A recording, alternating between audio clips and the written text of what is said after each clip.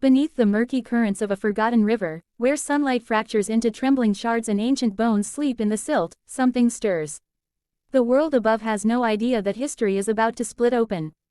What begins at the bottom of the river will soon erupt into a clash so colossal that cities will tremble and the sky itself will seem too small to contain it. This is not just another monster battle. This is King Kong vs. Giant Flamingo Man, a clash born in darkness, rising through water, and exploding into an epic confrontation that no one will ever forget. The river is old, older than the cities built along its winding banks, older than the bridges stretched across its broad shoulders. Legends say it connects to hollow spaces beneath the earth, to caverns untouched by time.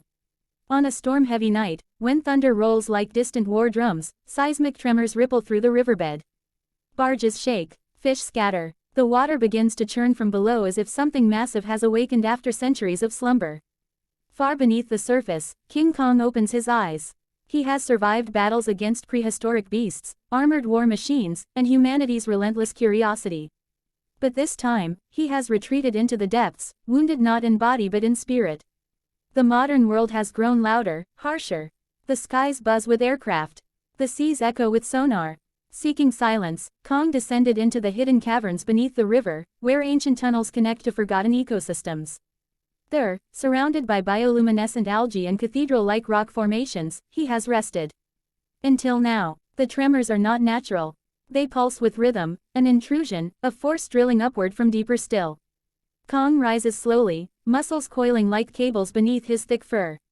He feels the vibration through the stone, through the water, through his very bones. This is a challenge. Miles downstream, in a secret research facility built into the riverbank cliffs, alarms blare in synchronized panic. Scientists scramble across glass walkways as holographic displays flicker with impossible readings. Something enormous is ascending through a magma fissure beneath the river, its biological signature unlike anything catalogued. Feathers. Bone density off the charts. A beak structure composed of mineralized crystal. Project code name, Flamingo Prime. Years ago, fragments of DNA were recovered from deep earth cores drilled near volcanic vents. The genetic material suggested an avian species that evolved under extreme heat and pressure. Government minds saw opportunity. They spliced, engineered, accelerated growth. The result was a towering hybrid, a being with the elongated legs and curved beak of a flamingo, but scaled to monstrous proportions, standing nearly as tall as a skyscraper. Its plumage shimmered with iridescent hues of molten pink and burning orange. Its wings, when extended, could generate hurricane-force gusts. But Flamingo Prime was never meant to awaken so violently. The drilling destabilized a geothermal chamber, releasing the creature prematurely. Disoriented and enraged, Giant Flamingo Man bursts upward through layers of rock and sediment. The river explodes in a column of steam and shattered earth as the colossal bird man erupts into the stormy night.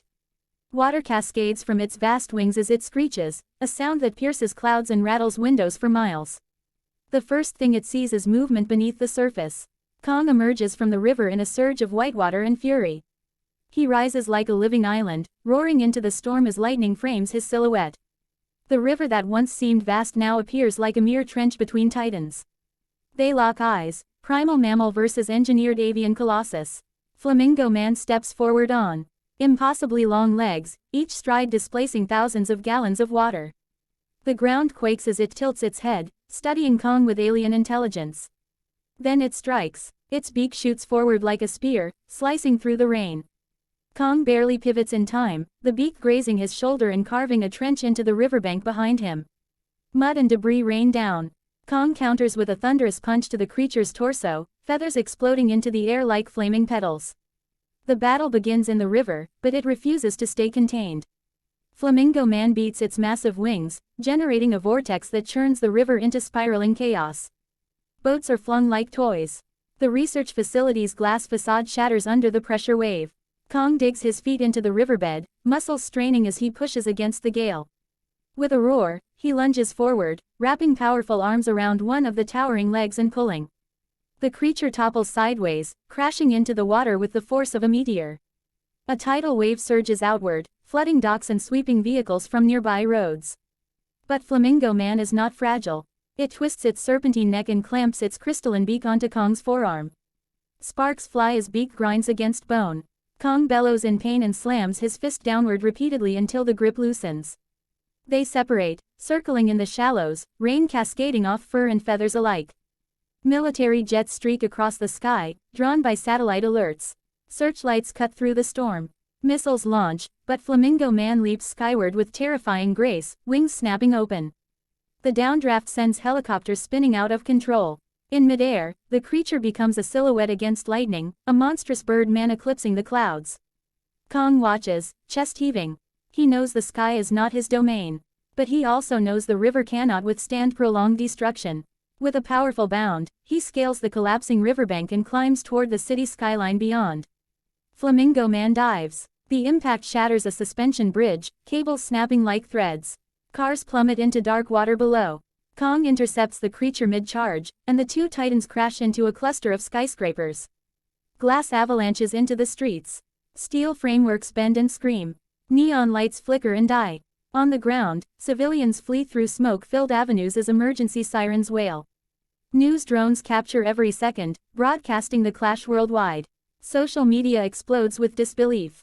Some call it the end. Others call it evolution. Kong rips a steel beam from a ruined tower and swings it like a bat, connecting with Flamingo Man's wing joint. The creature screeches and retaliates by slashing downward with talons capable of piercing armored tanks. Kong dodges, but the strike carves a glowing gash through the pavement, exposing subway tunnels below. The battle spills underground. They crash into the transit system, sparks showering as trains derail. In the confined tunnels, Flamingo Man's wings are restricted. Kong seizes the advantage, grappling the creature in brutal close quarters. He slams it against concrete pillars, each impact sending shockwaves through the city above. But Flamingo Man adapts. Its feathers begin to glow brighter, heat radiating outward. The geothermal energy that birthed it surges through its veins. With a piercing cry, it releases a burst of thermal energy that ignites everything combustible in the tunnel. Firestorms erupt. Kong shields his face as flames engulf the darkness. The inferno drives them back to the surface. Now the city burns at the river's edge. Smoke coils into the storm clouds. Kong stands battered but unyielding, chest rising and falling like a war drum. Across from him, Flamingo Man towers amid flames, feathers singed but blazing with inner light. For a moment, there is stillness. Then Kong does something unexpected. Instead of charging, he beats his chest and roars, not in rage, but in dominance. It is the roar of a king defending territory, of an ancient force demanding balance. The sound reverberates through concrete and bone alike. Flamingo Man hesitates. Engineered though it is, some instinct older than laboratories stirs within it. It tilts its head, the glow in its feathers dimming slightly. Kong steps forward slowly, deliberately, placing himself between the creature and the fleeing masses. This is his realm to protect. Flamingo Man unleashes one final screech and lunges, but Kong anticipates it. With a surge of raw power, he sidesteps and grabs the creature's elongated neck, pivoting with unstoppable force. Using the flamingo's own momentum, he hurls the towering being back toward the river. They crash once more into the water from which the battle began. Steam engulfs the shoreline as Flamingo Man's geothermal core meets the cold depths. The thermal glow flickers erratically. Kong holds the creature beneath the surface, enduring desperate thrashes and wingbeats that churn the river into chaos. Seconds stretch like hours. Finally, the glowing fades.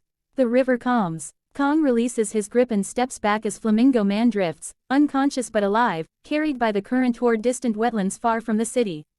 Not destroyed, just displaced. The storm begins to break. Dawn's first light filters through thinning clouds, illuminating a battered skyline and a river that now seems deceptively peaceful. Kong stands waist-deep in the water, watching until the massive form disappears into mist. He turns once more toward the city.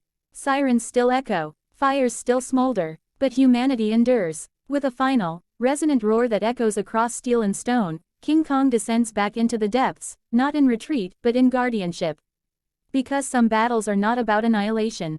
Some are about balance. And somewhere, far downriver, Giant Flamingo Man opens one glowing eye beneath the marsh reeds, alive, evolving, waiting. The river remembers. And this clash was only the beginning.